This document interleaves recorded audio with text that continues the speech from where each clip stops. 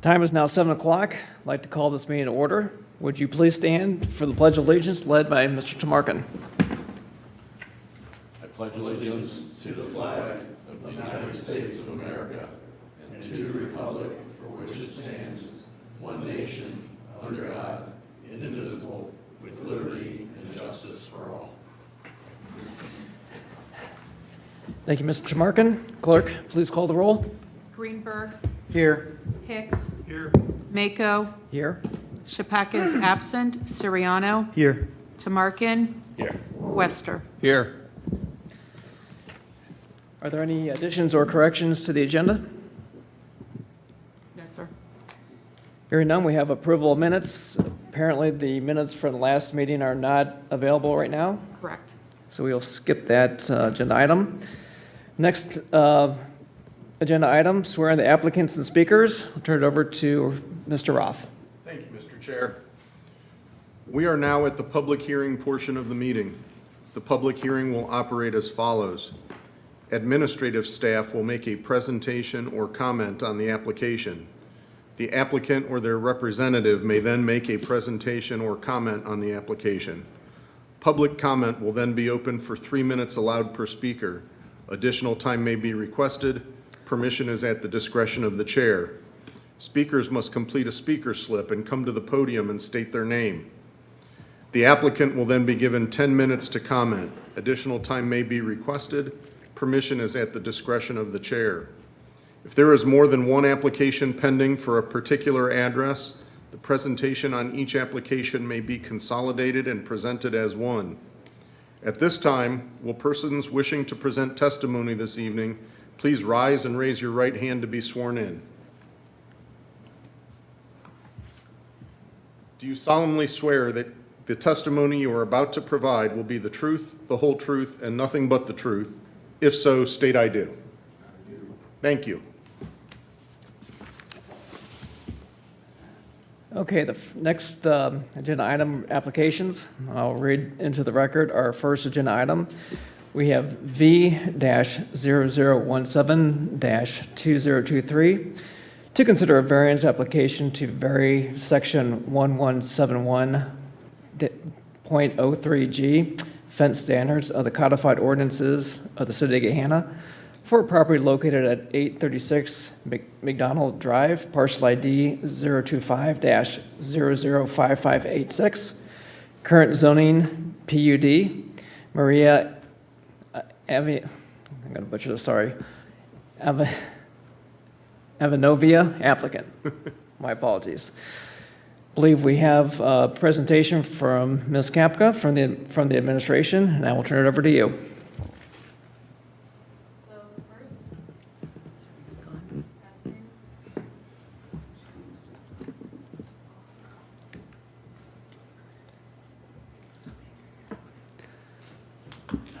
It's not working.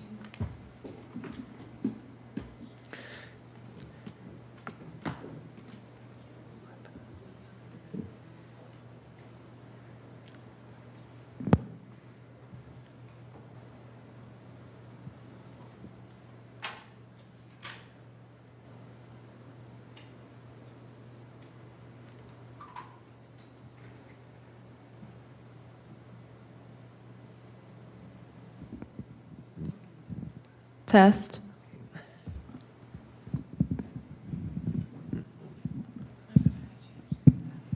The first application for tonight is for a fence variance located at 836 McDonald Drive. This is a zoning map showing the surrounding area. The site is located underneath the red star on the southern part of McDonald Drive within a single-family residential neighborhood.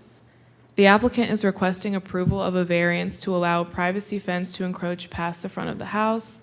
The zoning code only allows decorative open fences 42 inches or shorter to the front of the house.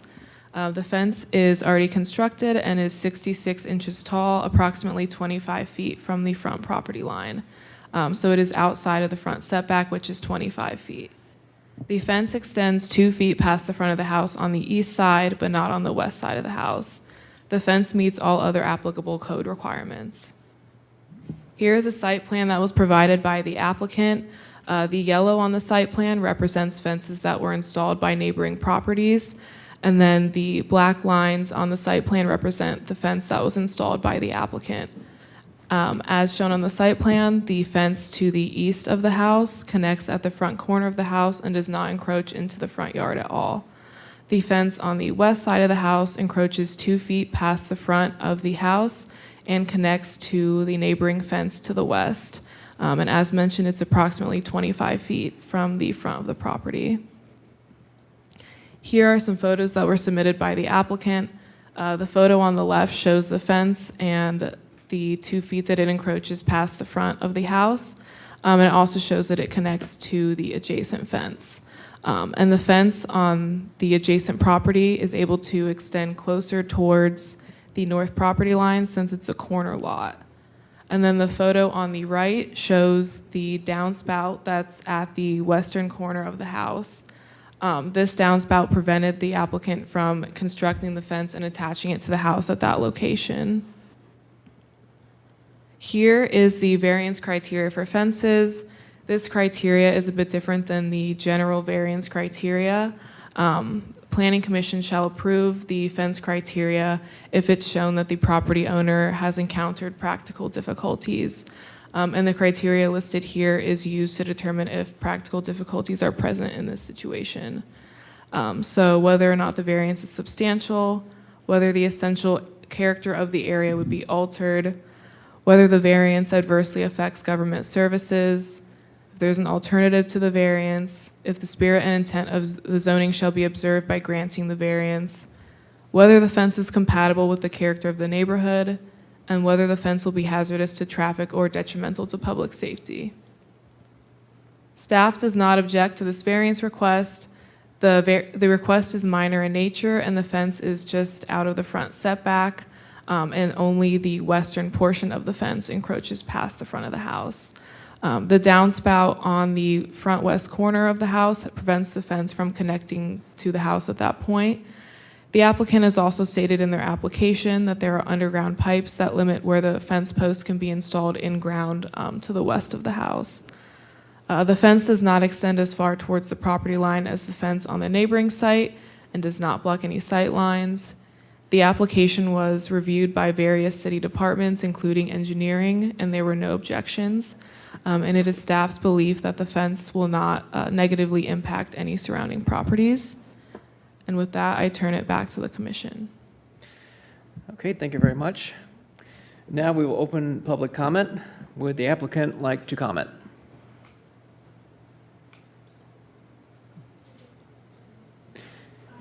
If you could please step forward to the podium and please speak directly into the microphone, and if you could state your name and address, please. Hi, my name is Maria Ivanova, and my address is 836 McDonald Drive. I think everything that I explained here was correctly explained to you, so we did not intend to build upon our front yard. It was just because we couldn't place it anywhere else, because along the building we have underground water pipe, from the rain, probably for rain, just goes under along the line of our house.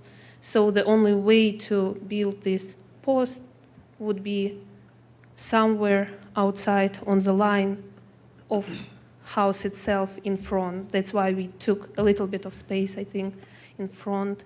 So I hope no one minds. And I'm open to any questions you have for me, if you have any. Okay, thank you. Do we have anyone from the public who'd like to speak on this?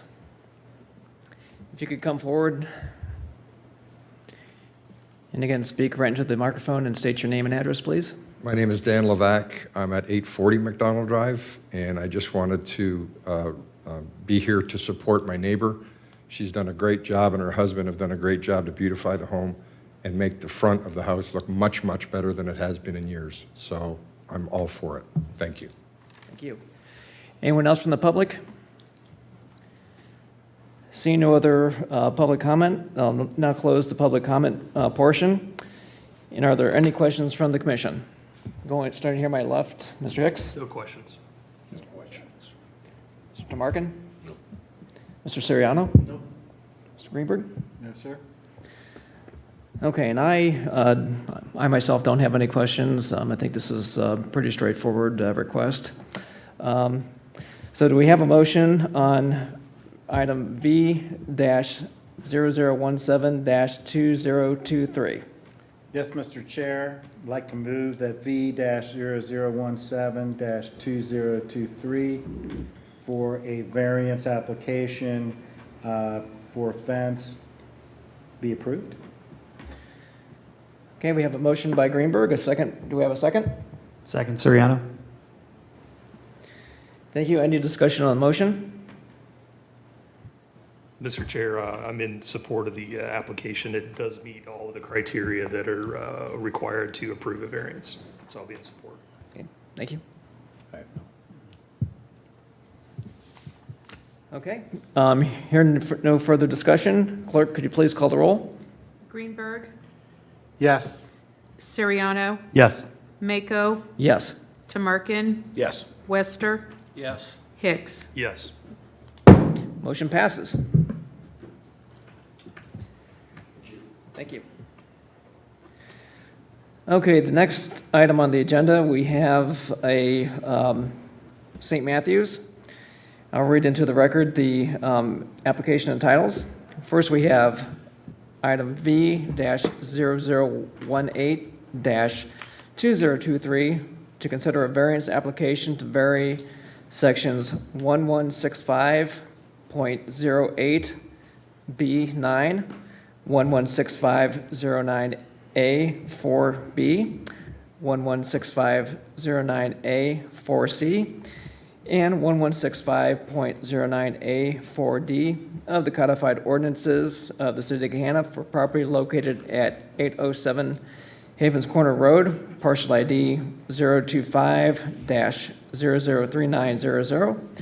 Current zoning RID, St. Matthew's Monument sign, George Harvey applicant. And then we have a design review, DR-0016-2023, to consider a design review application for a monument sign for property located at 807 Havens Corner Road, parcel ID 025-003900. Current zoning RID, St. Matthew's Monument sign, George Harvey applicant. I'll turn it over to the administration for a presentation. Ms. Kapka. Thank you. So the second group of applications tonight are for an electronic monument sign located on Havens Corners Road. Here is a zoning map of the surrounding area. The site in question is in purple, and as you can see on the map, the site is adjacent on 3 sides to residential properties. The approximate location of the sign is underneath the red star. So the applicant is requesting approval of design review and variance applications for an electronic sign at St. Matthew Catholic Church. The site is zoned RID, Restricted Institutional District, and as mentioned, it's adjacent to residential properties to the east, west, and south. The sign is approximately 0.7 miles east of Hamilton Road. The proposal is for a face change for an existing monument sign.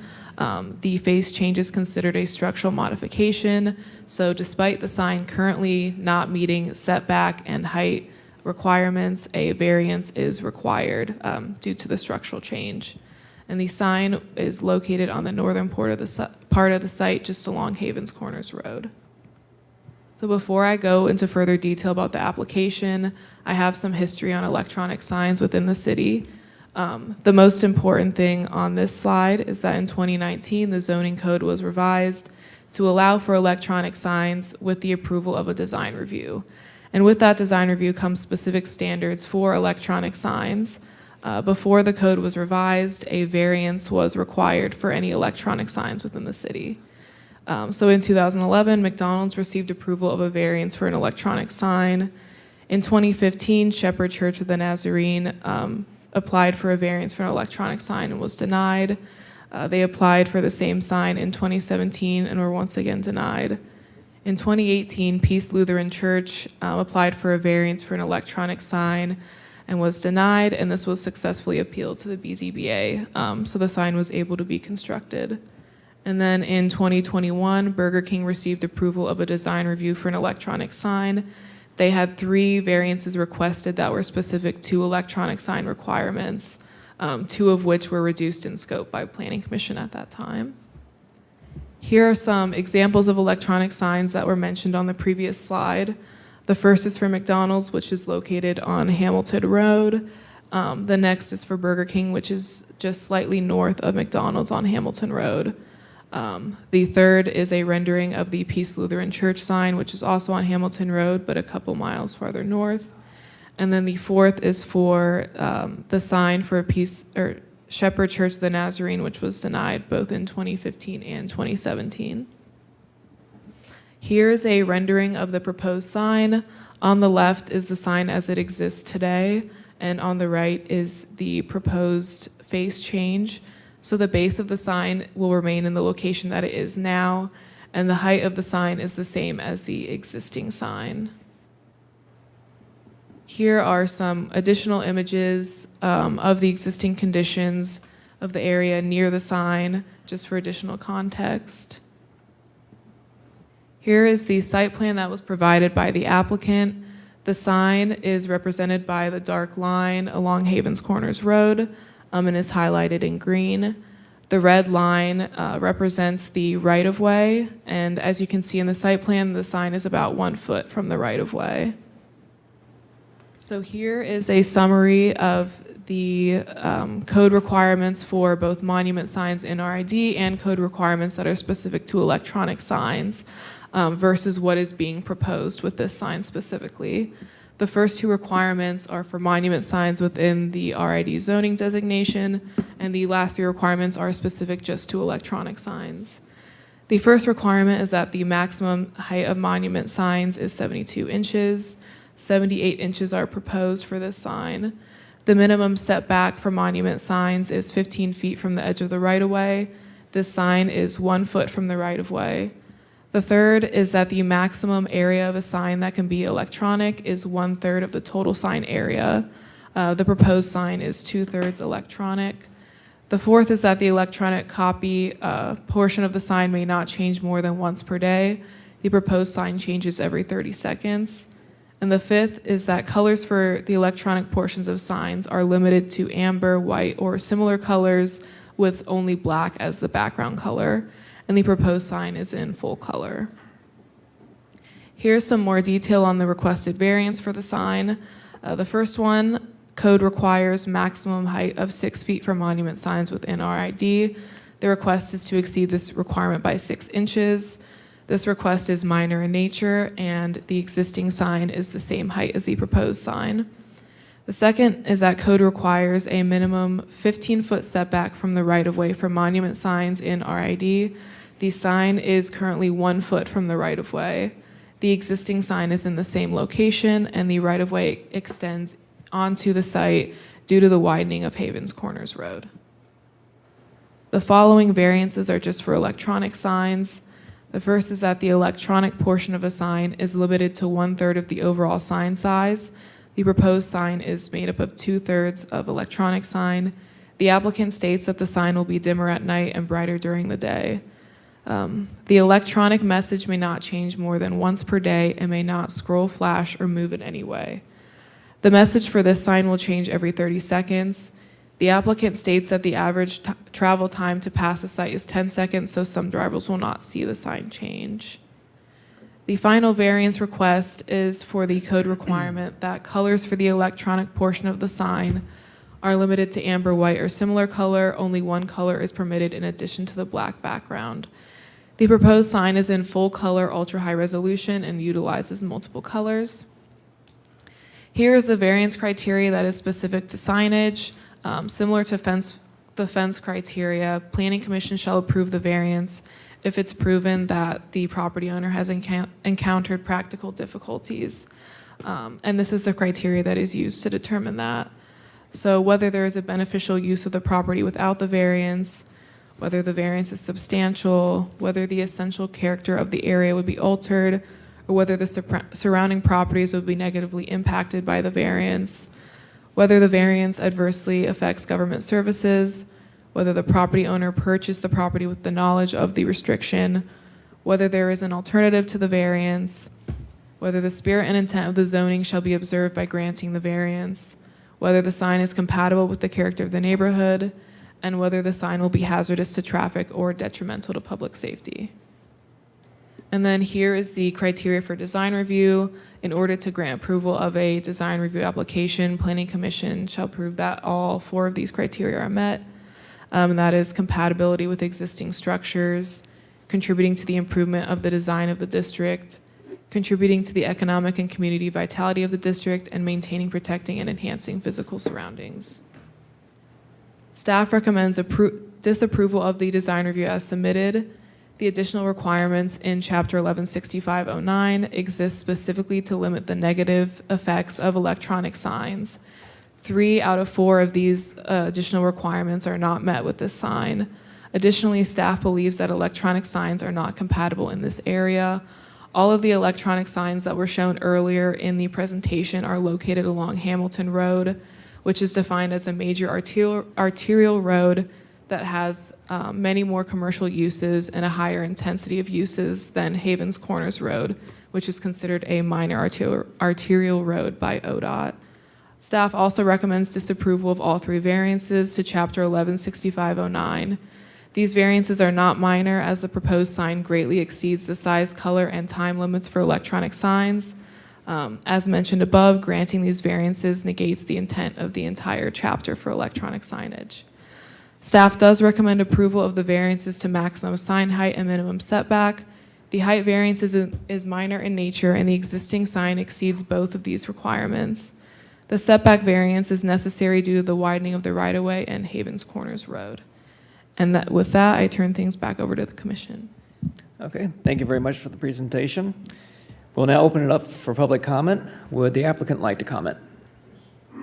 If you could come to the podium, speak directly into the microphone, state your name and address, please. Name's George Harvey. My home address is 300 Cadbury Court in Gahanna. I'm representing St. Matthews. I am the St. Matthews Facility Superintendent for the parish. So pretty much everything that happens at St. Matthews, I'm kind of involved in it.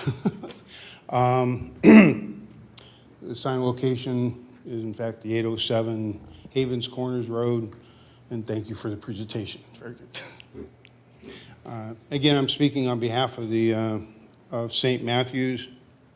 Appreciate the opportunity. I'm here basically to answer questions. There was one minor comment I wanted to make about the busyness of the road. I believe it'll be a major artery very soon. They're looking at widening that. If you're out there at 4 o'clock in the afternoon, the line goes from Hamilton Road clear out to Taylor Station. So it's about as busy as it can be as a 2-lane road. So we take advantage of that. The other things that are going on Havens Corners Road, you'll soon have 3 major schools on that and a major recreation park out behind Blacklick Elementary. So that's very busy over there. I'm sure that there's going to be other applicants for signs. Again, the sign that we're asking for, and I'm not set on any of these. I applied based on the designs from our manufacturer. We're dealing directly with the manufacturer. He started with 100%. Thought I was doing well, getting it down to 66. But willing to talk about that. Willing to discuss the multiple colors. I don't think I'm that creative to use the 10 million colors that they advertise. One or two colors is probably enough to get our message across. Let's see, the other, the change in messages, once a day, maybe a little bit less. We have multiple functions there on the property. The current sign says church. Name of the church has changed since then, and the logo. But more importantly, we have a rather sizable elementary school that sits right behind the church that's never mentioned on that. It causes some confusion when people are driving up Havens Corners and see a school sign. There's no school seen from the road.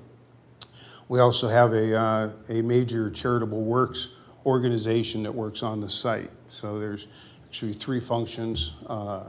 The parish itself has 2,500 families as members.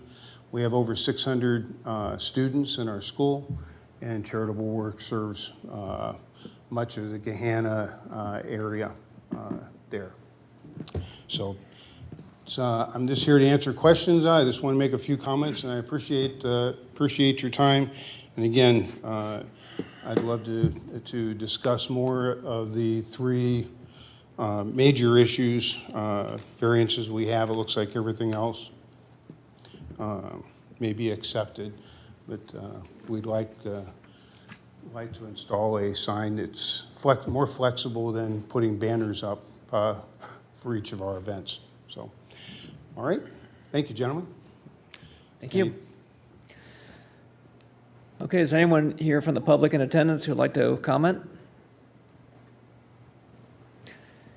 Seeing none, we will close the public portion of of this presentation. Do we have any questions from the commission? Starting on my left, Mr. Hicks. Thank you, Mr. Chair. Mr. Harvey, thanks for being here. You mentioned in your statement that you'd be open to feedback or Yes. consideration. So I'd like to explore that a little bit. When I was on planning commission at the beginning, these electronic signs were prohibited, as Ms. Kapka had shared, and the code writers in their infinite wisdom changed our zoning code to allow for electronic signs.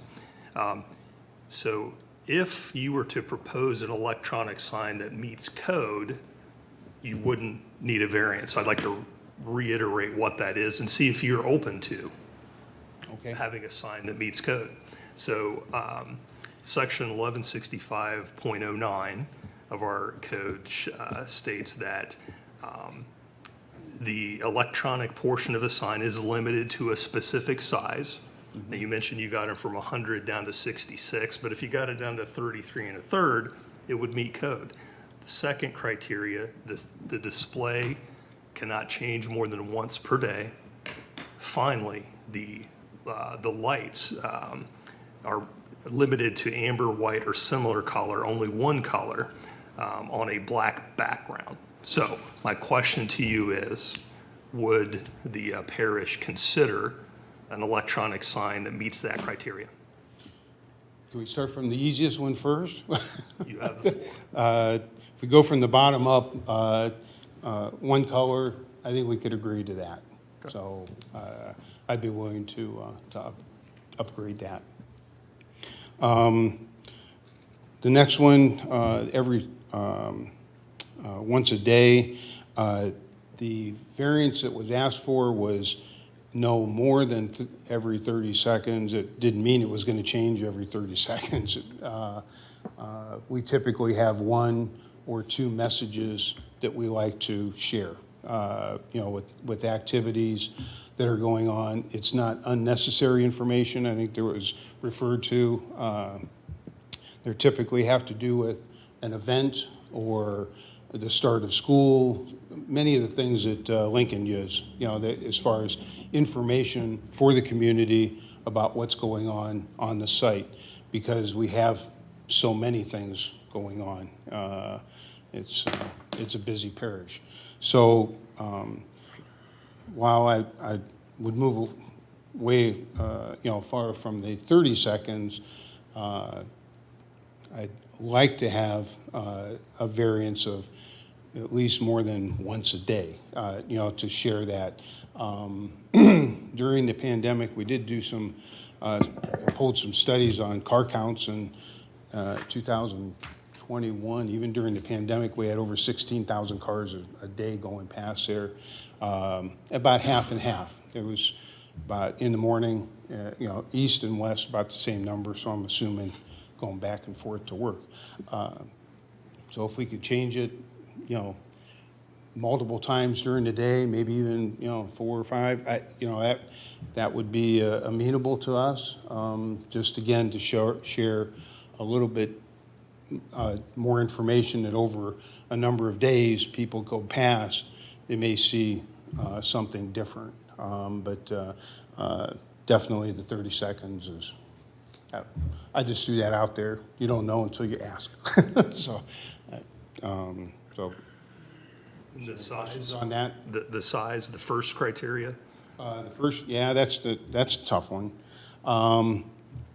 The Burger King variance, if we could get closer to that one, I think we could, I would be willing to lessen it. I think it was 55, 56%. And it would, whatever we would decide here, it wouldn't exceed that. The signs, when they build them, they're built with panels, LED panels that make it up. So the exact percentage would probably be less than that, because based on how they erect the sign. You just can't say, I want this size. You have to use a standard size. So, if it was a 55% maximum, I would be amenable also. So, All right, thank you very much, and Mr. Chair, those were all my questions. Okay, thank you very much. Mr. Wester? Yes, thank you. My concern has to do with the sign and its location or distance from the right-of-way.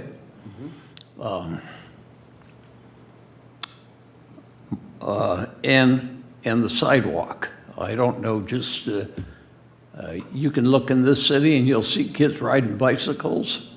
I don't know if that's true around that school. I don't know if they ride their bicycles to school. But a sign that size, 1 foot off of the sidewalk, I believe, 1 foot off the right-of-way, raises a concern with me. Okay. I understand it's there for right now, but I do have a safety concern with that. yes, sir. Well, It's been there. The church was actually erected in 2003, opened in 2004. To my knowledge, we haven't had any incidents. The sign has been there the entire time.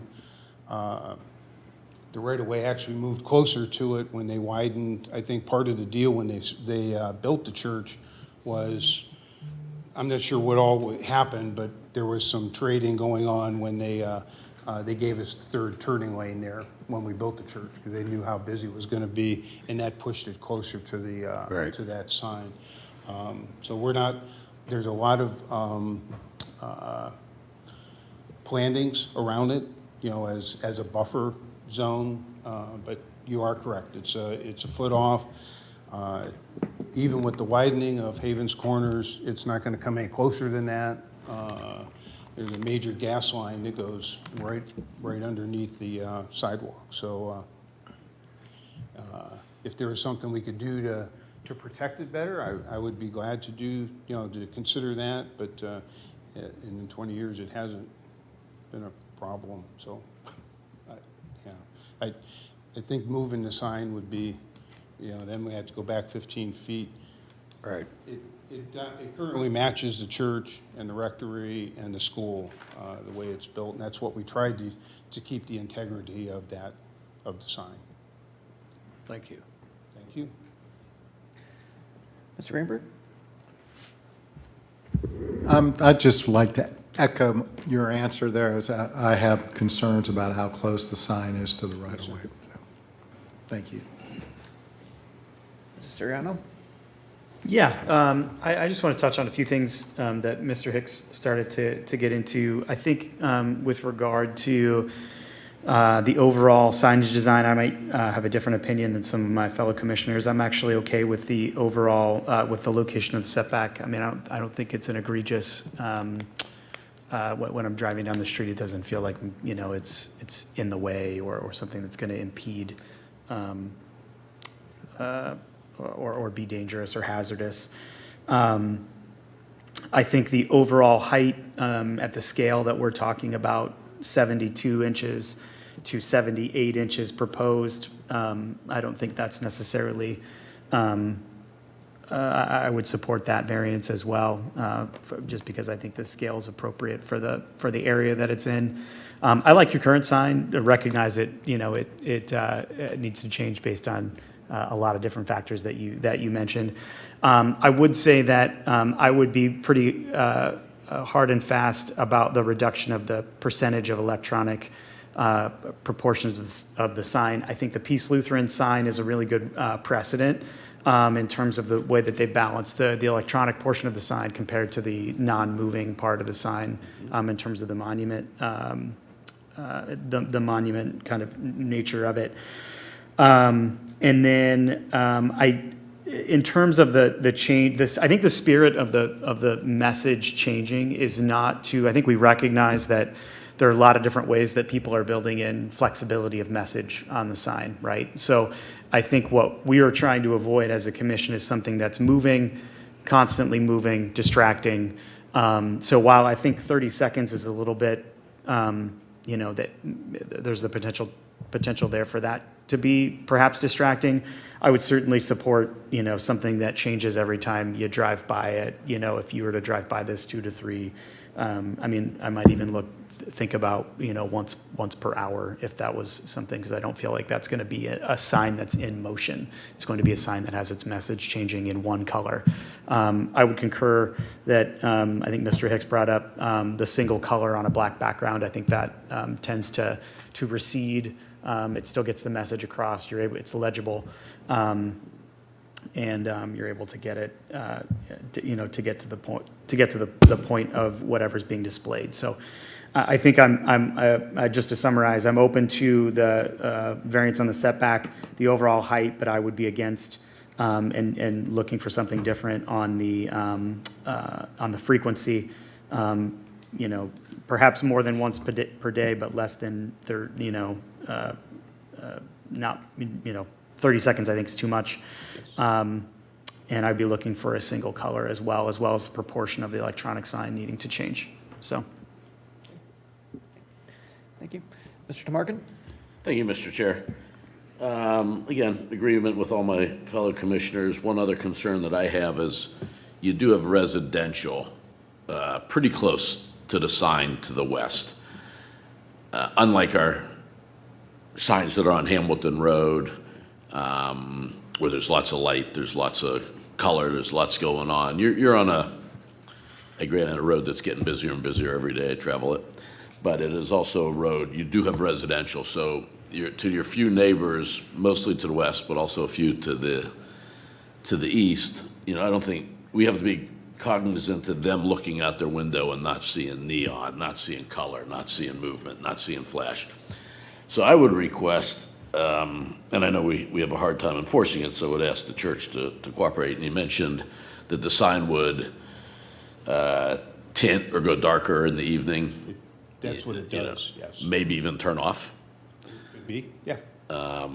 Because again, if I was that closest neighbor, your sign's not what I want to look out my window and see. Yeah, there is a mound there, you know, as far as the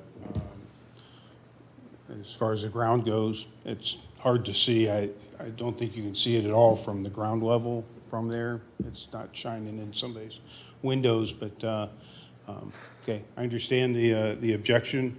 The good news is there's nothing across the street for 1,800 linear feet. It's not buildable, so we're not going to have anything blazing over into, you know, Jefferson Township or, you know, over in that area. You're right. There's the only house, it's a rental right now, is the one house to the west. That's really the only one that can see it. It's hard to see just the way that the road goes. I did drive by it. I didn't notice the mound, but you know, like I said, coming down the road, I noticed.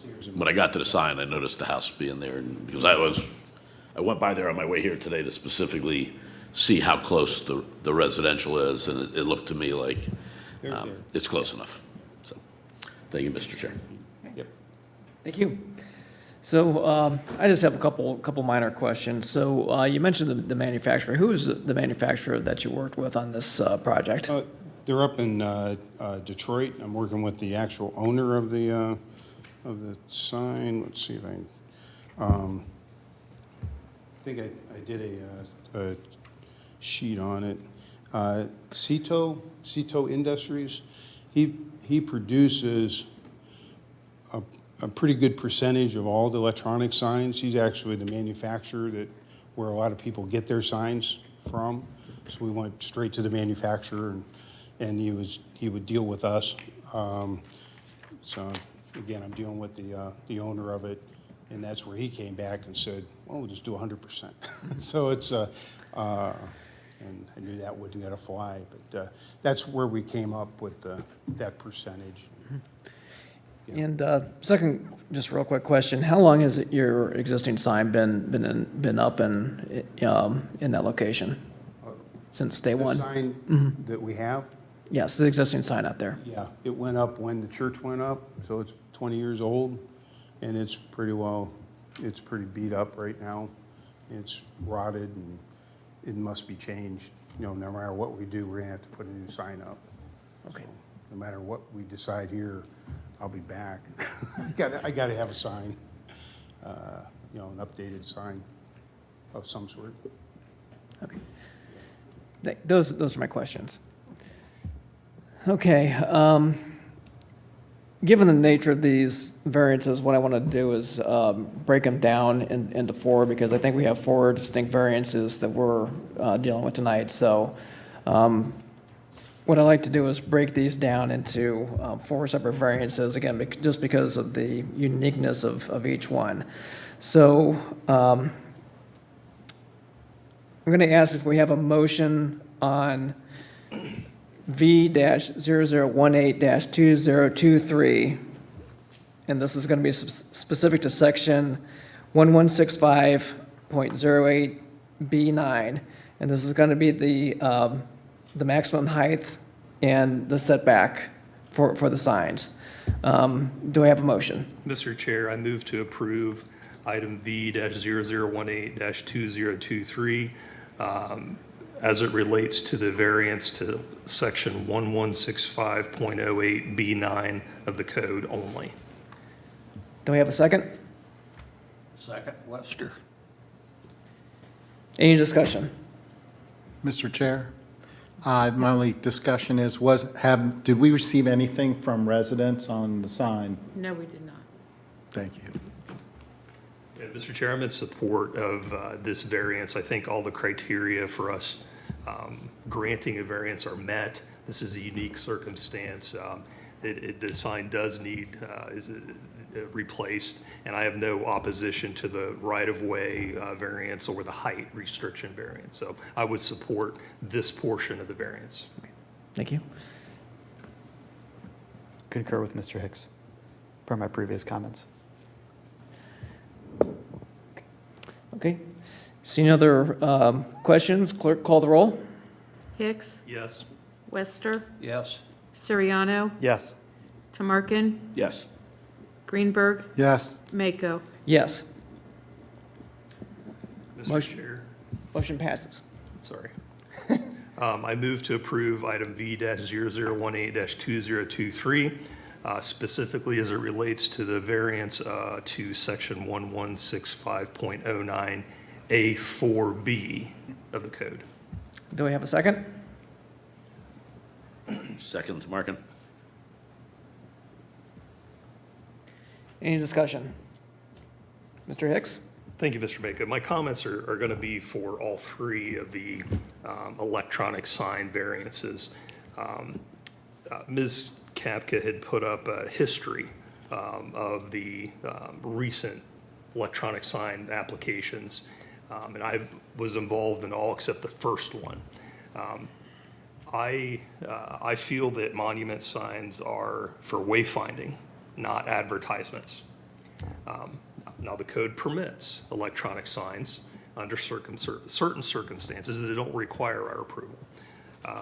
We heard that 16,000 cars perhaps travel the road, and having a message that a driver has to read is distracting, in my opinion. So I've opposed all of those electronic sign variances that are on the screen, with the exception of the last one. The last one, we tried something different. In talking with the applicant, we modified the application and put some conditions on it. Unfortunately, the conditions that we put on it are not in effect. So to recap, the Burger King sign, we modified it to say that there could only be black background with white, amber, or similar color that does not change more frequently than once per minute. So the sign, according to my observation, changes every 10 seconds, and it's red light. One of the images is of a flag waving. So we don't have a mechanism to enforce our modifications to the electronic sign application. So I wouldn't be in favor of doing anything other than what the code says, because we can't enforce it, follow up, whether it's, whatever the case may be, we don't have a mechanism to enforce that.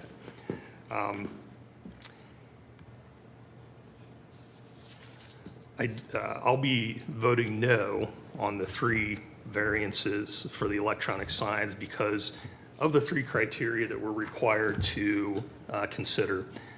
All of them have to apply.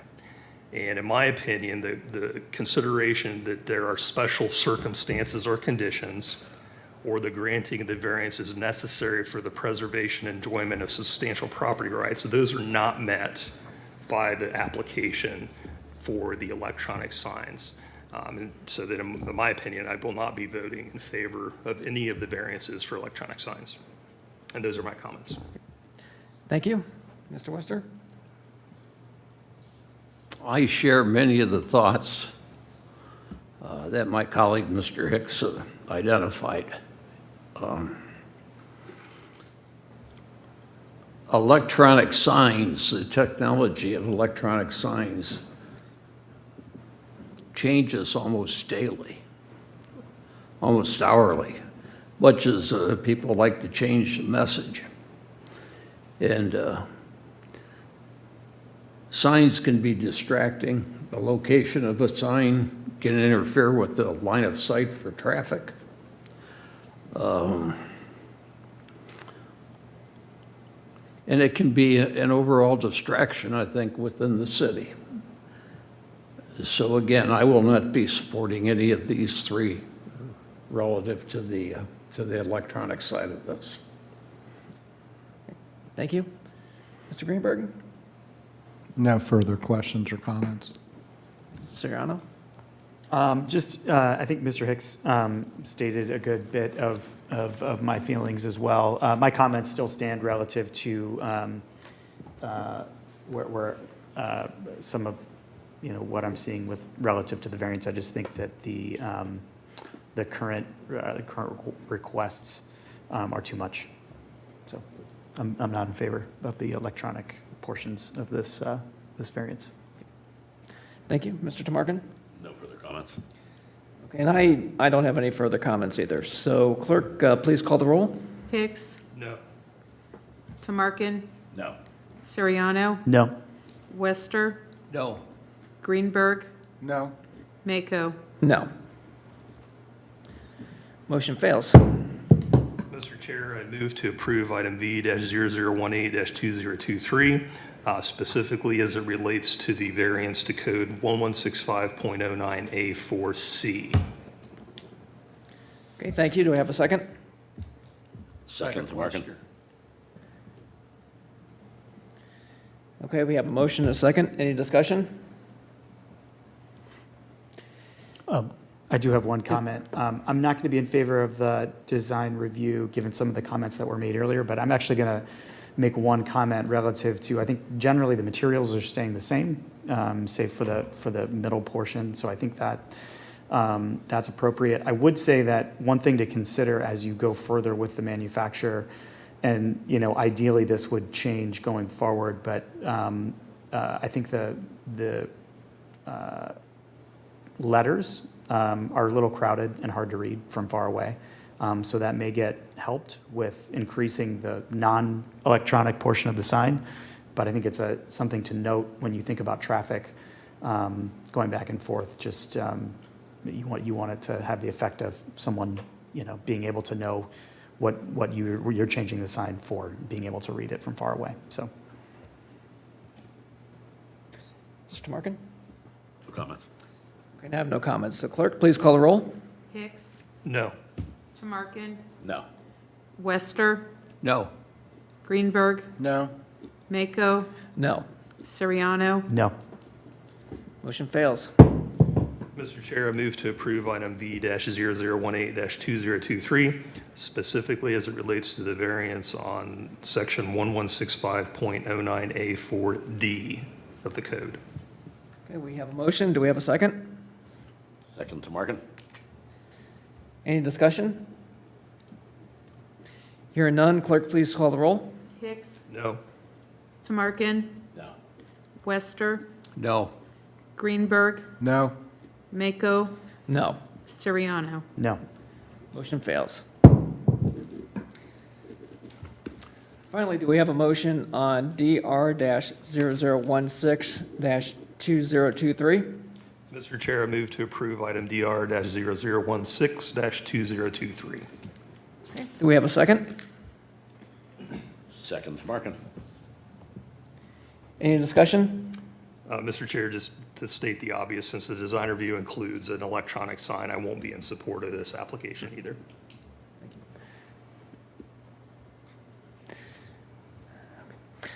Okay, hearing no other discussions, clerk, please call the roll. Hicks, No. Tomarkin, No. Siriano, No. Wester, No. Greenberg, No? Mako. No. Motion fails.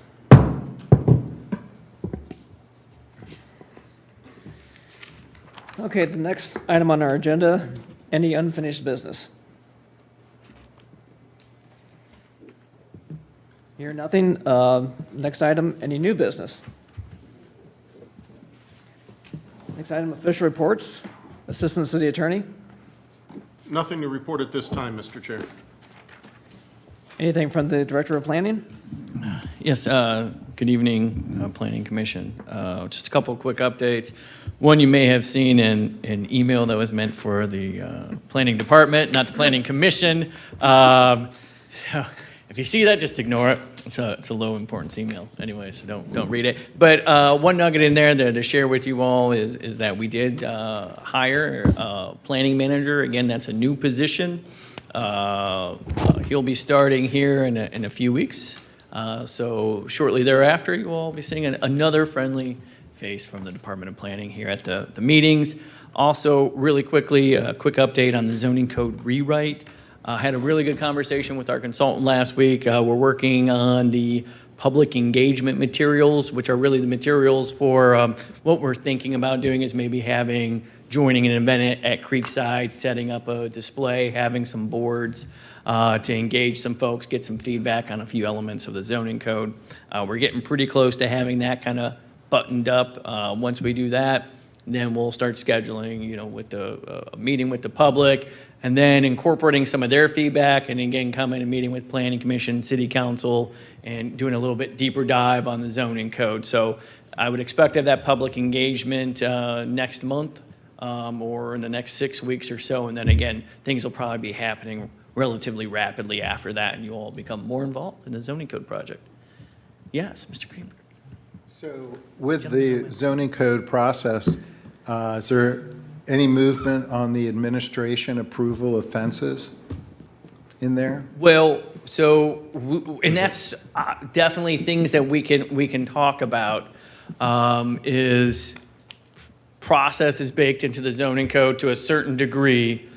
We have made changes where fences have always been an administrative approval if they meet code, but we know you all see a lot of fences that don't meet code. So if we wanted to relook at fences, and as a community, that's a community preference. So that's where I see feedback from the public. Signage was a topic I was assuming folks from the public have a lot of feedback on, being targeted with some of this stuff. So if that's a topic, an area we want to look at, maybe be more permissive, less permissive, whatever that is, we can do a deep dive on pretty much any subject that Planning Commission sees.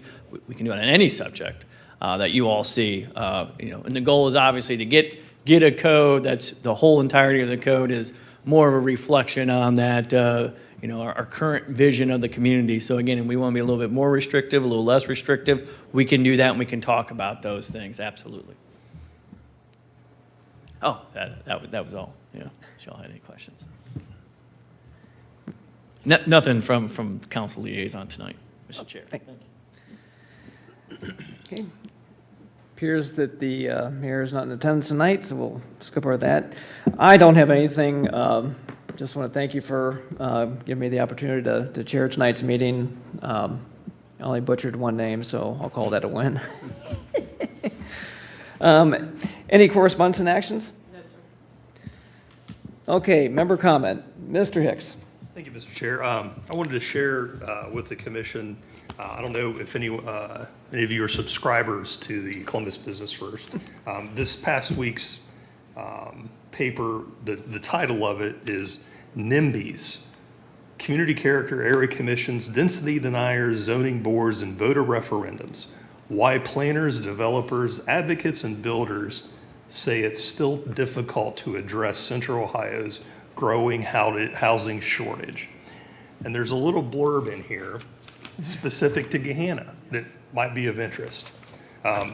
So builders were surveyed. Are there any cities or municipalities that are particularly difficult or easy to work with? And under the Gahanna section, there are two quotes. The first quote is, doing the best they can to find developable land. The second quote, and they're anonymous, of course. Gahanna has been challenging because of the unwillingness to push back on specific subdivisions/HOAs about their objections to development, specifically subdivisions adjacent to major commercial and traffic corridors. There's some feedback from the community that directly affects us. So I would encourage you to go out and read this edition. You can borrow mine or see it online. So I wanted to share that, and those are my comments. Thank you, Mr. Hicks. Mr. Wester? Development takes on a lot of different colors. There's a lot of facets to development. There's residential development. There's economic development that adds to your tax base. It can add to the community vision, what the public sees of your city. I've been involved in development, 600,000 acre plots. They can be welcomed with open arms in some cases. Other cases, not that way. I